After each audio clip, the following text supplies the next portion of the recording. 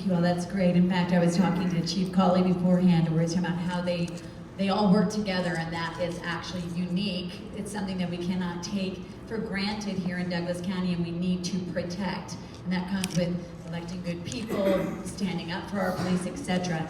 I just have a couple more questions, and then we're going to open it up to questions from the floor. I have a question. Somebody was asking earlier, and this made me think, so we've talked about what to do for citizens if you see a crime happening in a retail store. We've also seen throughout the years, particularly since 2020, which you outlined, John, we've seen people, and some of it's happening in Denver, where there's crime happening in their front yard, and we've seen people that have worked to defend their own property and yet feel that they may be at risk for doing that. We'd love to hear from you all. What can someone who lives in Douglas County do to protect their home, their property? What is kosher? I won't put you all in any difficult position, but this comes up a lot actually, and I know it's not really so much an issue in Douglas County, but we all know more than ever it is a time where we need to be able to protect ourselves, our family, and our property. So I'm just going to throw that out there, whoever would like to comment on that.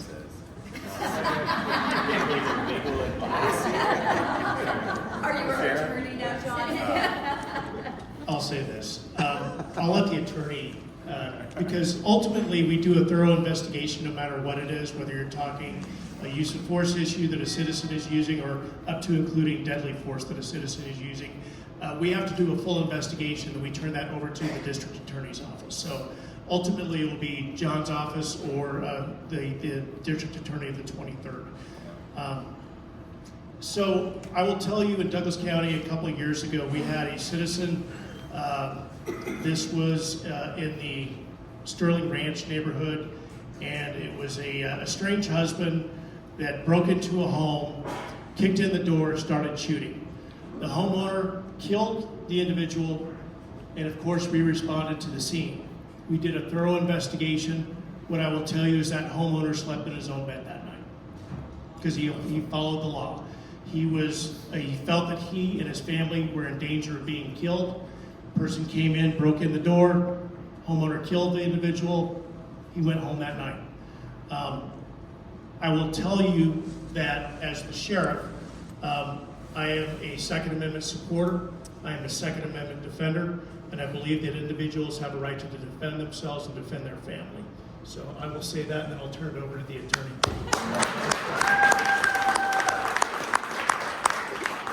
I was going to tell that story.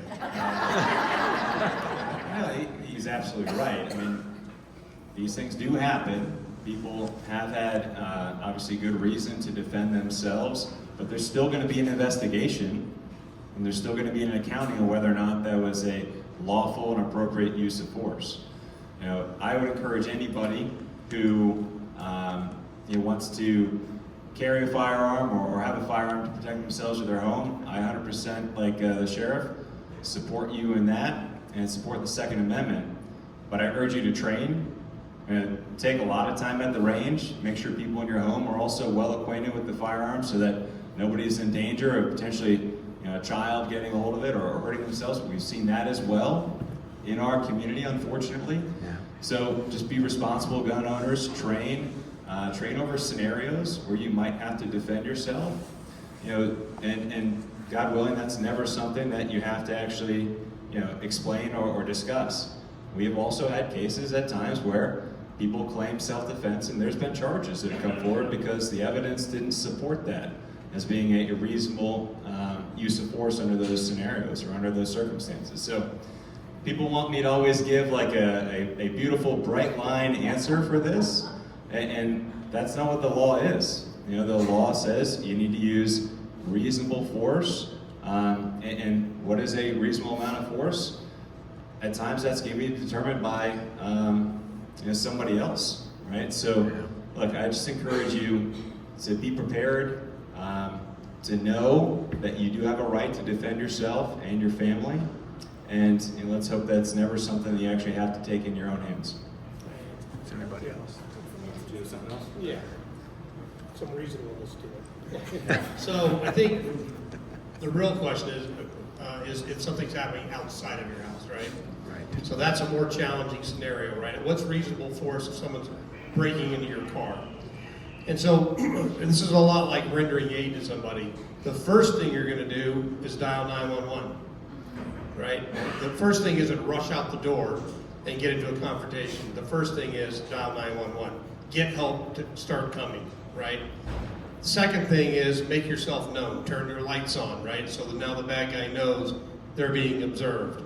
And then you don't necessarily need to rush out of the house with a firearm in your hand, right? Because it's probably not going to be justified if you rush out of the house and go shoot somebody and they're just trying the handles of your car, right? So you have to be reasonable in what you do. However, when you look at some of the cases that have happened up in Denver and in other parts of the state where people have gone out, gotten those confrontations and been shot, right? Trying to just confront someone, you need to be mindful about, is it worth what I'm about to do? Is what I'm about to do going to be worth this? And if I am going to go out there and I'm going to go out there armed, then you're putting yourself in some jeopardy. They may run off, but they may not. And then you're going to have to make quick, very quick decisions about whether or not going to use force. And then that's what he's talking about, where now we have to investigate whether or not what you just did is going to be justified in a court of law in front of your peers. And so there is no fine, bright line to say, here's exactly what you should do. But I do think there's some common sense you can apply to those situations if it's a property crime. It's another thing if you're watching someone get, harm themselves and you go out there to defend somebody, right? So officers train on all these different scenarios constantly. These are challenging scenarios, but I think the first really good advice is dial 911, turn some lights on, let them know you're there. Hopefully they leave. If not, then you have to take whatever next steps you want to take. Yeah, and to Chief Wilson's point, we have had that happen in Douglas County where people have gone out to confront people breaking into their car and they've been shot at. Yeah. So just keep that in mind. Again, it's always best to call 911. Let us get out there and deal with it. Good answer. Thank you all for answering that question. I very much appreciate it. And John, we will not take that as you're our personal attorney, and that was legal advice. We won't hold you to that. Thank you all for those questions. Here's what I'd like to wind up with, and then we will open up questions for others to ask. Part of also what we want to do is support the great law enforcement that we have right here, because we don't take it for granted. I think most of us don't take it for granted. All we have to do is drive out of our county lines and see how things are different. And I've heard stories, particularly when I was doing radio, of people talking about how criminals regretted driving into Douglas County and usually now drive a far stretch around it. But I want to ask this question. First of all, how can all of us support? How can we help you all? We know that your ranks are not suffering the way that they are in Denver or something like that. I know we can always thank you all when we see you in person. And the two-part conversation of that, and then we'll probably come back to this, John, if you want to address it at the end, is there are two propositions that are on the ballot that we may touch on briefly that do help our law enforcement. And while we are not simply political in our organization, laws have consequences, and there are some things that we can do to help change that. But why don't we first just ask all of our police chiefs and deputy chief, what can we do to support you all? And then maybe we'll ask about Proposition 128 and Proposition 130. Well, first of all, the first step is right here. You guys are all here. You're asking questions. You're getting involved in your local government. The American system of government is local. It starts at the local level. It's the way it's designed. Your being here tonight is participating in that. And by doing that, you also show support for us. And your involvement means so much, but in this area, you have a voice, and you're able to express your opinions. Again, back to that local nature of American government, you get to choose how you want your community to be policed. You get to choose what kind of resources are out there to fight crime and do those things. I can tell you here in Parker, I feel very supported. We just hired the most officers in a single year ever. We added 10 additional police officers in 2024. I've been here 38 years. I can tell you it's the biggest ad ever. We've also been supported again with a budget to buy equipment, technology items, but it comes from all of you. You communicate with your elected officials, you tell them how you want your community to be policed, and then that transfers into, you know, what the tools we get and the personnel we get to achieve that goal.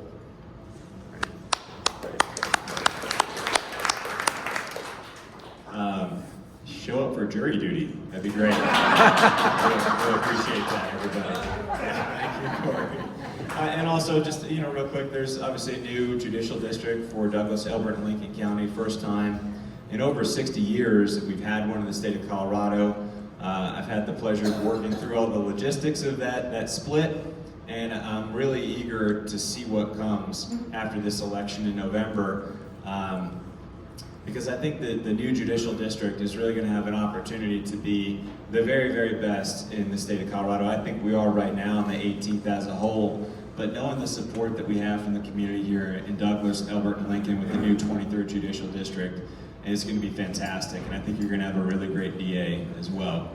I guess the last thing I would put a plug in for is that, if you see a Citizens Academy for the DA's office, something like that we're doing in the community, we really appreciate it if you show up, just say a word of thanks or appreciation. Our team, obviously, like anybody, likes to know they're making an impact, and they hear that, they see that with your involvement. Thank you.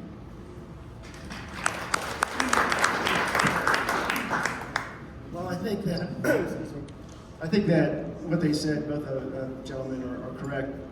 What I would say is, look what happened look what happened the summer of 2020 and the couple of years that followed. Who were the loudest voices in the community? It was defund the police, right? Yeah. I mean, it was. And it did a lot of damage. In fact, agencies are still suffering from defund the police voice. Now, I know that they've changed their mind because they saw what happened, which I don't see how they ever thought that was a good idea. But I'll tell you, some of these agencies, these communities, it's going to take them more than a decade to recover from that. It's going to be more than a decade to recover from that.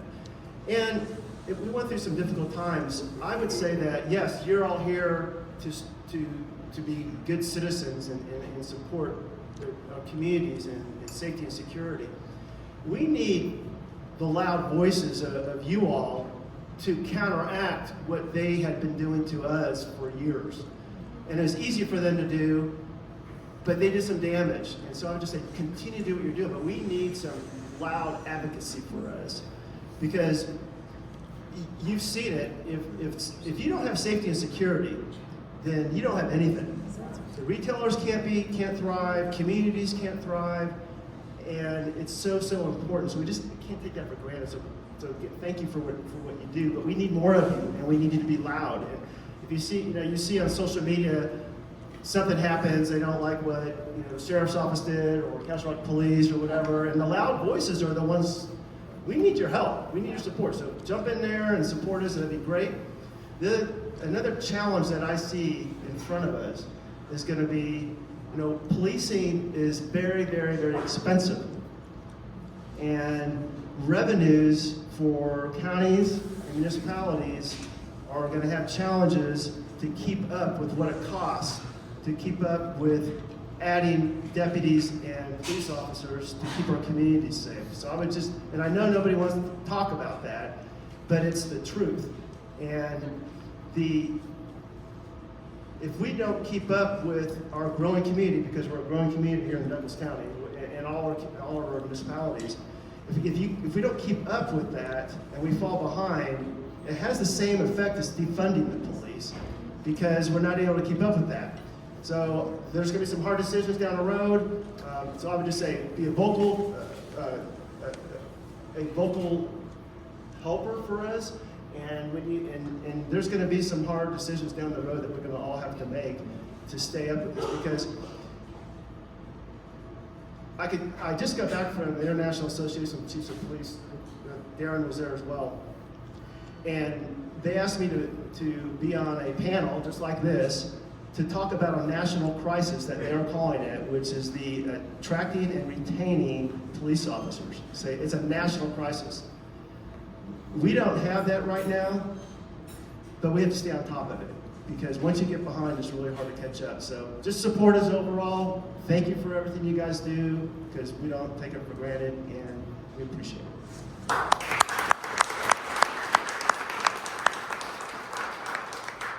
Elections matter.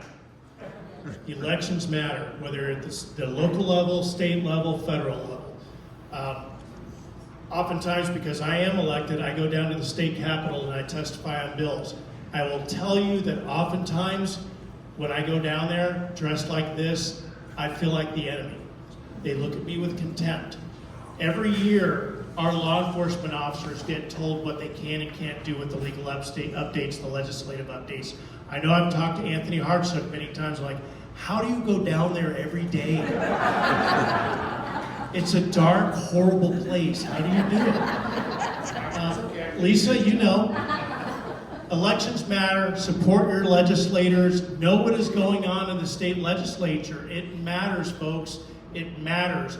What our law enforcement officers can do day in and day out happens down at the Gold Dome. And a lot of stuff is getting passed that they don't know about.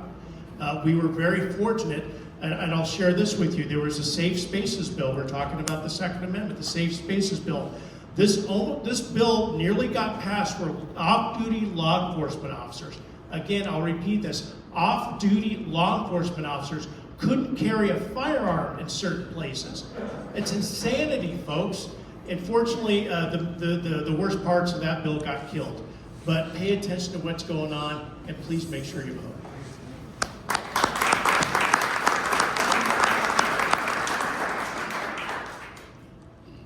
Sorry, everything you just said. I don't really, I'm not going to get a lot into the bills, but it's been disappointing over all of us up here have been in this business for a long time, over 3-4 decades, and the undermining of our, here's a phrase, like, they really thought they were doing something to the police. Like, you're not doing anything to me. You're doing something to your community. That's what you're doing. Right. You're making your community unsafe. You're not doing anything to me. All you do is make my job a little harder. Now I can't book in felons. Now they're misdemeanors. Now I can't make misdemeanors. Now they're petty offenses. You made the DA's job harder, the judge's job harder. And what did that do to you? Well, it didn't really make, probably not harder. It made our communities unsafe. That's what all these bills have done. It hasn't made my job necessarily a horrible job to do, but your communities are unsafe because we can't do what we used to do 30 years ago. The courts can't put the penalties in that they once did 30 years ago. They can't put bonds in place. They can't do certain things and restrict people's behavior, what we used to be able to do. That has slowly been, I'm going to get a little really way further than I was going to say, but that has eroded the ability of our communities to stay safe. And I grew up in Colorado. I don't know how many people here are natives. I know Darren is, but it has eroded the safety of our communities to a great degree. I grew up in Aurora, and I walked around freely in Aurora my whole life and never thought twice about it. I wouldn't do that today. Right. I've been back in there. My mother still lives somewhere in Aurora, and it's not the same community. And it's not necessarily because everybody's a bad person. That's not true. If they were, we'd be in total chaos. It's the fact that we're not holding the ones who are causing the most damage accountable for their behavior. And it's not because of a lack of effort from law enforcement or the judges or the DA's office. We are inundated with cases and crime and incidents that occur. But when you deal with somebody that's been arrested 100 times, 20, 30 times, 10 felonies on their record, and they're still coming back for more, still stealing cars, still committing crimes, there's your problem. And you got to be the loud voice knocking on the legislature's door telling them enough's enough. Pass better laws, right? Hold people accountable. And because it's not law enforcement's response or fault that we arrest people all the time, constantly. So I really said way more than I was planning on, but you can tell it's very annoying and irritating to me. And I grew up here and I've seen it happen for years, so enough. Yeah.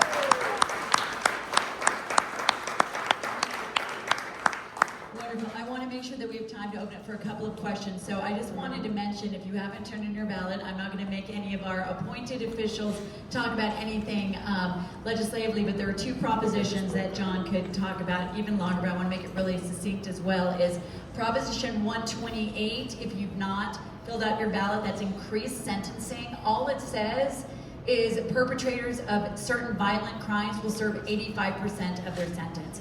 My goodness gracious, that should be the norm.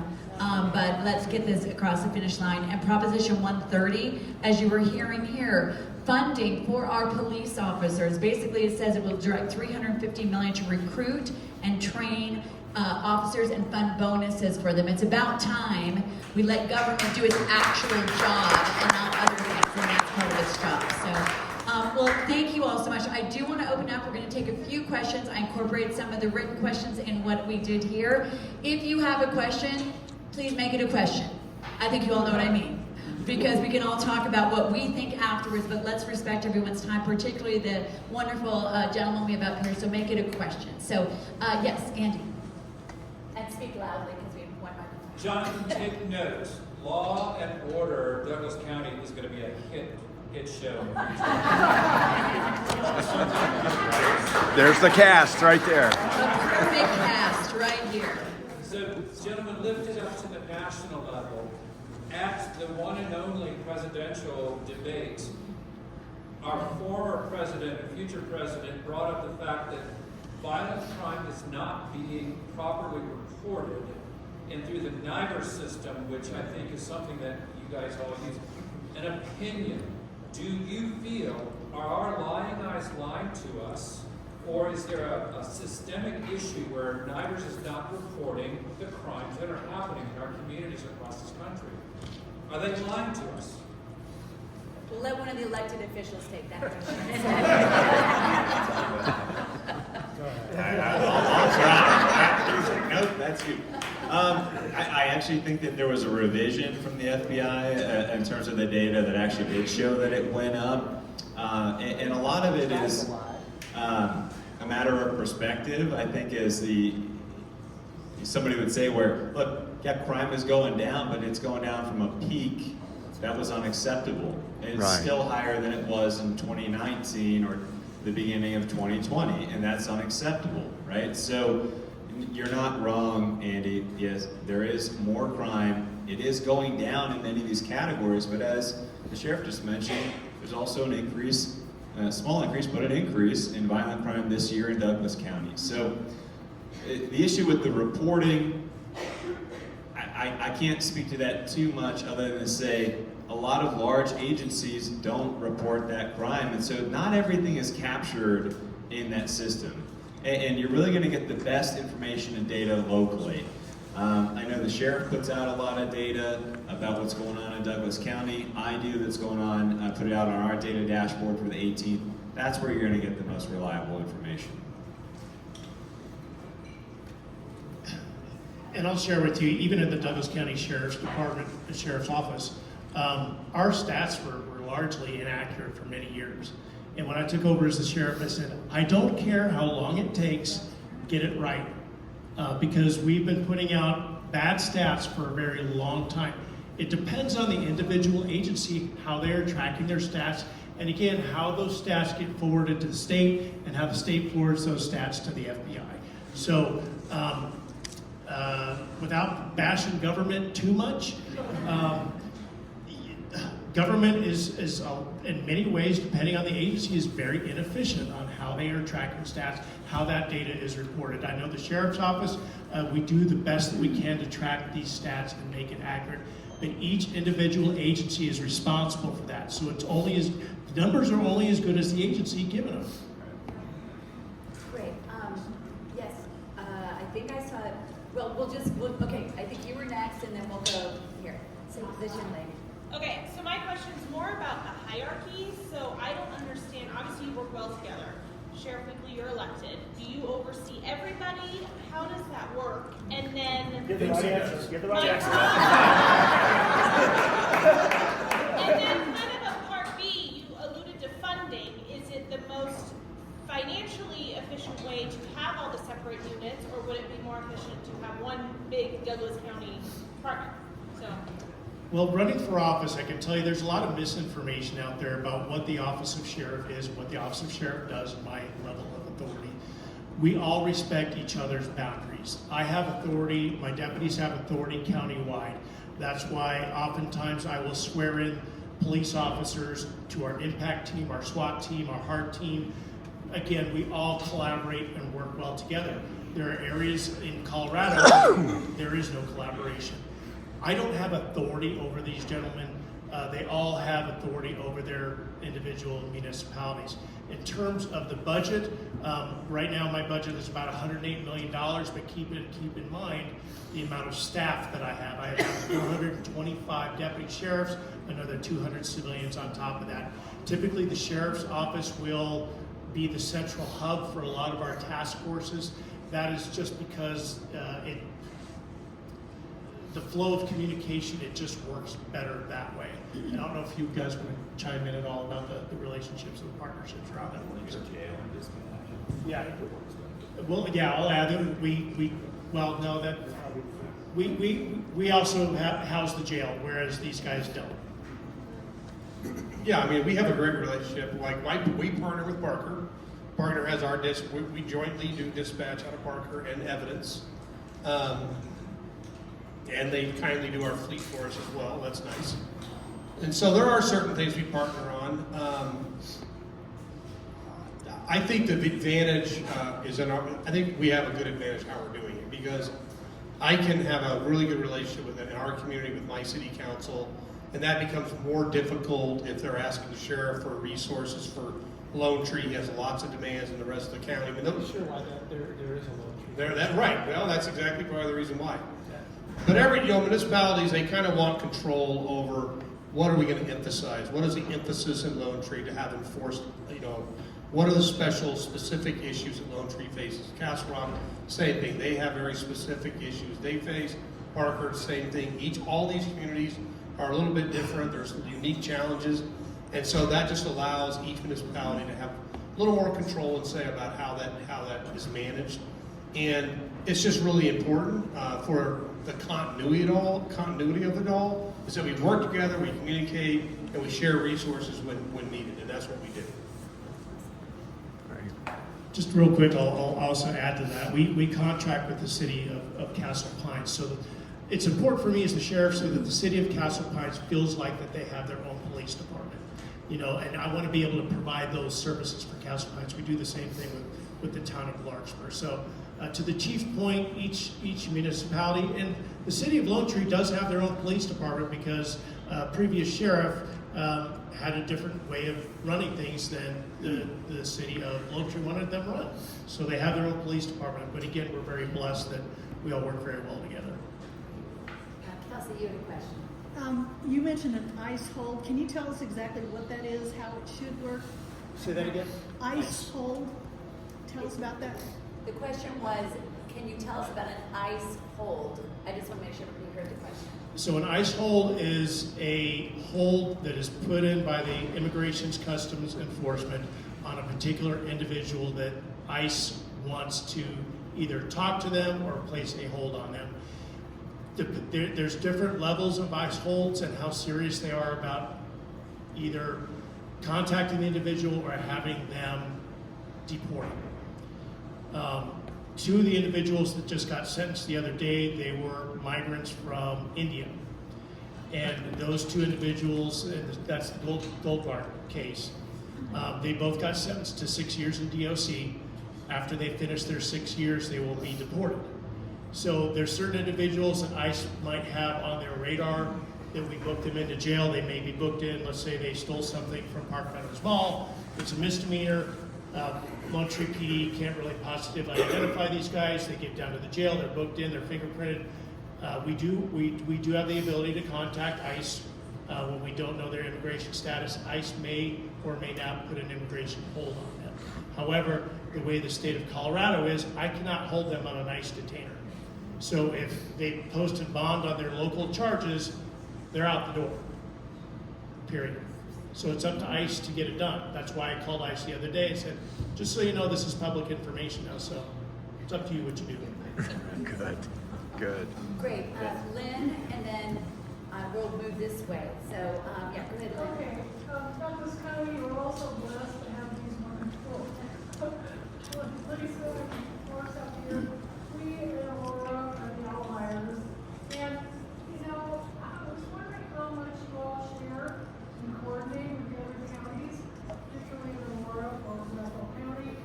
And then, ideological differences that maybe makes a difference, or the political positions of some of those things. So, Citizenry, do you want to answer and repeat the question? Take a lot of time. The question was, with the difference between the counties, those who are in Arapahoe County, what is the coordination between the counties, particularly if there's an ideological, slightly different perspective, perhaps? So I'll just use Aurora as an example. So we work very well with the Aurora Police Department. They've been great partners with us. Some of the cases that we've recently worked involved, I'll just say the motor vehicle theft issues in the city of Aurora. Aurora Police Department was very helpful to us. They assisted us with our investigation. We were looking for some bad guys over on Dallas Street. You guys may have heard of Dallas Street. It's near one of the apartment complexes that's in question. And so they were very helpful to us. Different police departments and sheriff's offices have a very different way of doing things. As the elected sheriff, I have a lot of bosses, and those bosses are the citizens of Douglas County. I answer to you. The county commissioners control my budget, but I don't have bosses. I don't answer to the county commissioners. A police department, I'll use Chief Chamberlain as the example. He's the new Aurora police chief, and I met a guy there. I was able to meet him the other day. He seems like a great guy, and I'm very hopeful for the city of Aurora. He may or may not, he runs that agency based upon the way that he thinks he needs to run it, with also input from the town manager and city manager and things like that. I will tell you that when we went out to Dallas Street to do surveillance on that stolen vehicle operation, there were stolen cars everywhere. Mm-hmm. The Aurora Police Department had to have known there were stolen cars everywhere. If that were to occur in Douglas County, and I'm quite confident if that were to occur in Lone Tree Park or in Castle Rock, we'd have addressed the issue. That's the difference between how agencies run their operations. So I don't know how to put it any better than that. I'm hopeful Aurora and their new police chief, they've got great things on the horizon, but it's a problem. If you're not enforcing the law in your particular area and another law enforcement agency is, it's apples and oranges. I'd rather be living in the area where they actually enforce the law. So, sorry. Okay. Great. Thank you. And because of time, we've had so much great information here. We're going to take one more question, but this is just starting. And so I think this gentleman over here, so sorry, Richard. I think this gentleman over here had his hand raised first. Thanks to the chief for being here. Just a little bit of my background. I was a legal specialist in the U.S. Army, and then I spent 35 years in the second largest county fire department in the world, Los Angeles. 35 years. I'd like to bring the conversation a little closer to home, because I notice there's a lot of young women here tonight. And we're coming up on the holidays, and perhaps the chiefs could talk a little bit about situational awareness and follow home robberies and stuff. I think that's, you ladies could use some information. One of the police chiefs would like to do. Sure. Well, it's always important to be aware of your surroundings. And a lot of times, you get this gut feeling and you're not sure what to do. And Sheriff said earlier, call 911. Just call us, because we're responsive. We all are, and we'll check it out. It may be nothing, or it may be something, but let us check it out. We really don't mind. That's why we're there. But it is so important because you see so many people with the headphones in. They're not paying attention. They're texting. One of the issues that we run into is that if you're shopping at a grocery store or you're at the mall and you're not paying attention, purses are being stolen, IDs being stolen from there, credit cards are used, and it's just, again, we kind of get comfortable where we're at, but we can't. You have to be, I mean, I go shopping with I hate shopping. The grocery store, I don't mind shopping for clothes, but grocery store is terrible.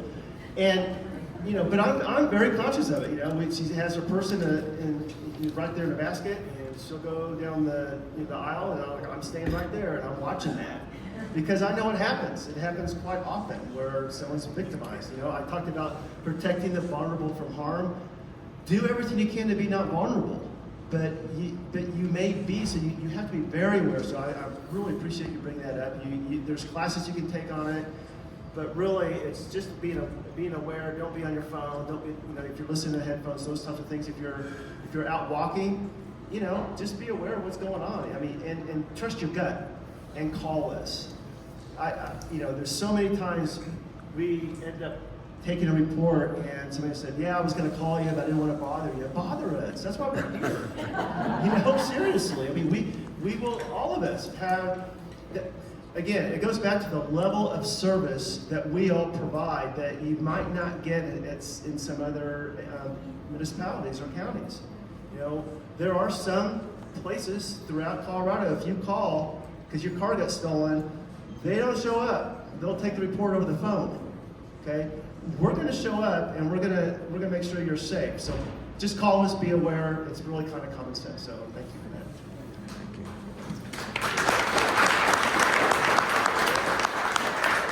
Well, before I go for the big applause, because I know that we're going to want to come up and talk to these gentlemen, I just want to give a few final reminders. Please do, if you're not on our Facebook group, please make sure that you scan that and that you join the group. This is where the conversation will begin to continue and we'll get to have that great conversation. If you're not on Facebook, and even if you are, please do make sure to give us your email address so that we can make sure to let you know when things are coming up. And you all are the beginning. This is the beginning, so we've started with an amazing panel, an incredible group of people. Over 70 people are here tonight. And this is just by word of mouth.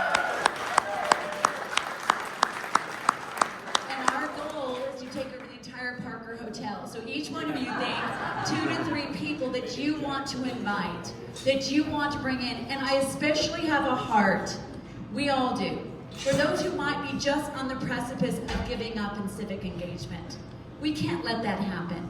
If you know someone who has been turned off by the vitriol or the divisiveness, invite them to join us, because we will only achieve this and have a safe community country going forward if we bring those people into the fold. So think of those people that want fellowship like this. One final thing, as you exit the door, we want to really support our community partners as well. There will be a basket if Andy Jones is holding it high. If you want to contribute to the Parker Task Force that way, please feel free.